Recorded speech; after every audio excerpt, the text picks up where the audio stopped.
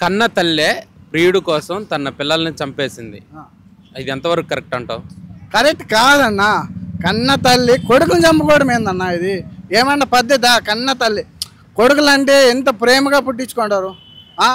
తండ్రి ఏం కావాలి, వాళ్ళ భర్త ఏం కావాలి? ఒక యవనుగో గొట్టంగాని కోసము కొడుకుని చంపుకోవడం అవసరం ఏమి?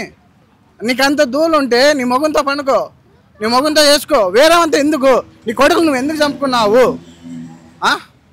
చాలా అతి దారుణంగా చంపింది. పెరుగులో అన్నం పెట్టి చంపింది. మరి చాలా దారుణం. అది మళ్ళీ మొగుడి మీద వేసింది. అంత ఇష్టమైతే ఇంట్లో తెచ్చి పెట్టుకో. నీ మొగుడు నీ మిండి మొగుడిని ఇంట్లో తెచ్చి పెట్టుకో. ఆయన్ని నీ మొగుడికి విడాకులు కొడుకులు ఎందుకు చంపావు? అన్నంగా పసిపిల్లలు చచ్చిపోయినారన్న. నేను చూశాను, కళ్ళల్లో నీళ్ళు తిరిగాయన్న. నాకైతే చాలా బాధ అయింది. కన్న కొడుకులు తల్లి ఎవరు చంపుకోరు, కానీ ఈమె అలా ఎలా చేసిందో నాకు అర్థం కాలేదన్న. కంపల్సరీ ఈమెని దారుణంగా కఠించాలి. ప్రభుత్వం కోరుకుంటున్నా ఈమెకు ఉరిశిక్ష కంపల్సరీ పడాలి. అంత దారుణం బ్రో. కొడుకులు అది ఒక్కరిని కాదు బ్రో, 3 పిల్లలను బ్రో పెరుగులో అన్నం పెట్టి, కానీ మళ్ళీ భర్త మీద వేయడం ఏంది బ్రో?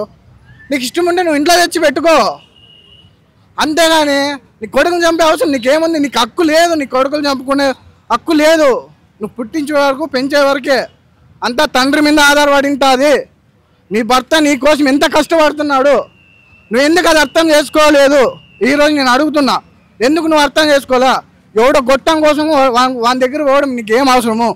నీ మొగుడు ఈడ అంత సుఖము వాడే ఇస్తుందా? ఎలా ఉంటారమ్మా? ఇలా కొడుకుని చంపుకోవాలంటే ఎంత బాధ అవుతుంది బ్రో. నీకు మనసు ఎలా వచ్చిందమ్మా నీ కొడుకుకి అన్నం పెట్ట పురుగుల మంద తినిపించాలని? చాలా దారుణం కదమ్మా. దయచేసి చెప్తున్నా, ఇలాంటివి ఎవరు చేయకండి ప్లీజ్. దండం పెడుతున్నాను, నిజంగా అంటే దండం పెడుతున్నా. నాకు చాలా బాధగా ఉందన్న, దండం పెడుతున్నా. ఇలా ఎవరు చేయొద్దండి. ఏమైనా కావాలి మీకు నచ్చితే ఇంట్లో తెచ్చి పెట్టుకోండి, బాధ లేదు. ఇంట్లో తెచ్చి పెట్టుకో, నీ మొగునికి విడాకులు ఇచ్చుకో, వాంతోనే ఉండు, వాంతోనే తిరుగు, పనుకో. కానీ కొడుకులు మాత్రం చంపుకోవద్దండి.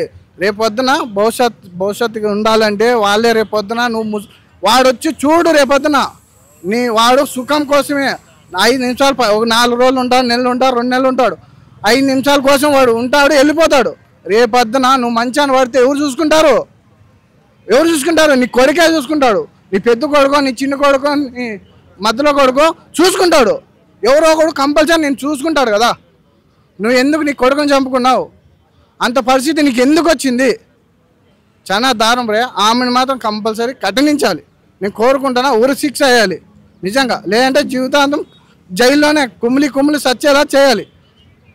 Thank you bro.